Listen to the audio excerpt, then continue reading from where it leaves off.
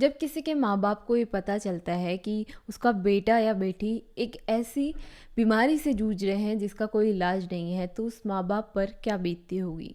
शिखा के साथ भी यही सिचुएशन थी, लेकिन शिखा बहुत लकी इंसान थी क्योंकि उसका बेटा बिल्कुल सही हो गया था उस बीमारी के चलते जिसका कोई इलाज नहीं था, जिससे बहुत सारे लोगों की मृत्यु हो जाती थी और बहुत कम लोगों को ये बीमारी होती थी। शिखा की ज़िंदगी में ज़्यादा दिन सुख के नहीं रहे और वापस लौट के दुख आ गया। अब वो बहुत परेशान हो गई थी क्योंकि उसकी बेटी की हालत दिन प्रतिदिन खराब होती जा रही थी। उसे समझ नहीं आ रहा था वो क्या करे। उसके बेटे ने तो उस बीमारी से लड़कर जीत हासिल कर ली थी, लेकिन उसकी बेटी बिल्कुल भी लड़ नहीं पा रही थी।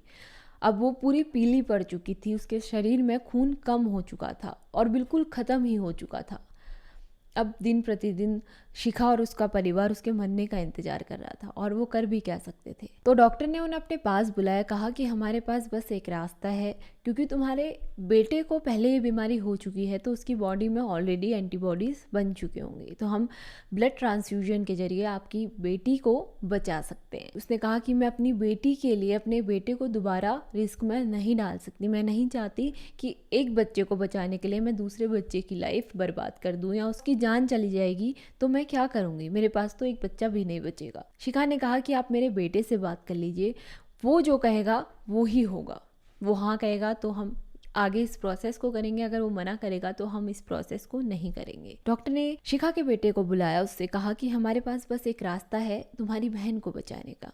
हम ब्लड ट्रांसफ्यूजन के जरिए तुम्हारी बहन को बचा सकते हैं। हम तुम्हारी बॉडी से एंटीबॉडीज़ लेंगे और तुम्हारी बहन में ट्रांसफ़र करेंगे। इसके ज़रिए तुम्हारी बहन सही हो सकती है, तो क्या तुम इस प्रोसेस के लिए तैयार हो। तो शिखा का बेटा थोड़ी देर रुका और उसने थोड़ा सोचा, थोड़ा टेंशन में लग रहा था, लेकिन उसने हामी भर दी। उसने कहा कि मैं अपनी बहन को बचाने के लिए कुछ भी कर सकता हूँ। तो ये सारी प्रोसेस आगे की गई।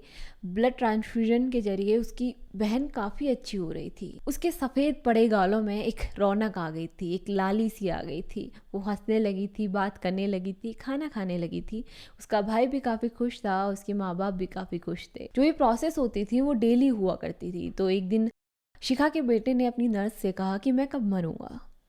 तो उसकी नर्स ने कहा कि तुम क्यों मरोगे, तुम तो ठीक हो गए हो।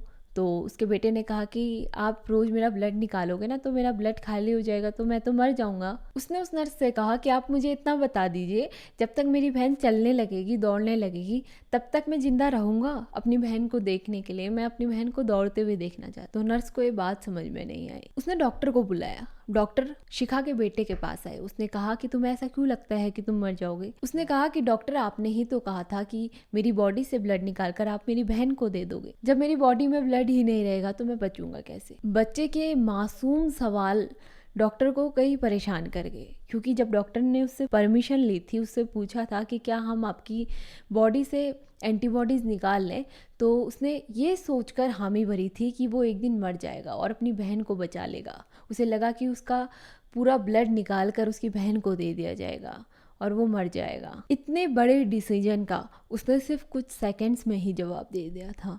डॉक्टर भी इस बात से बड़े अचरज में आ गए। उसने ये सोचकर हामी भरी थी कि वो मर जाएगा। उसने अपनी बहन के लिए अपनी जान देने की सोची थी। फिर डॉक्टर ने शिखा के बेटे को सारी प्रोसेस बताई कि क्या चीज़ कैसे होती है और वो मरने वाला नहीं है।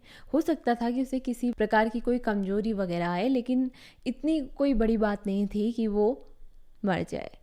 तो ये बात सुनकर वो लड़का बहुत ज़्यादा खुश हो गया। लेकिन कितनी अजीब बात है ना, था तो वो बच्चा ही, लेकिन उसने अपनी जान की परवाह न करके अपनी बहन के लिए अपनी जान देने की सोची।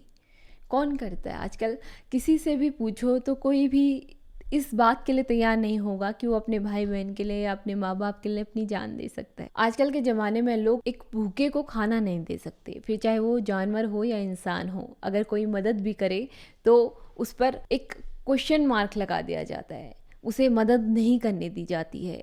हमें मदद करनी सीखनी चाहिए, चाहे वो अपने परिवार के लिए हो, अपने रिश्तेदारों के लिए हो या फिर किसी जानवर के लिए हो। ये जो दान की भावना है, समर्पण की भावना है, ये हमें एक दूसरे से जोड़े रखती है और हमें इंसान बनाती है। तो गाइस, ये थी मेरी आज की छोटी सी कहानी। आपको कहानी कैसी लगी मुझे कमेंट करके ज़रूर बताइएगा। अगर आपको कहानी अच्छी लगी तो इस वीडियो को लाइक कीजिए, शेयर कीजिए।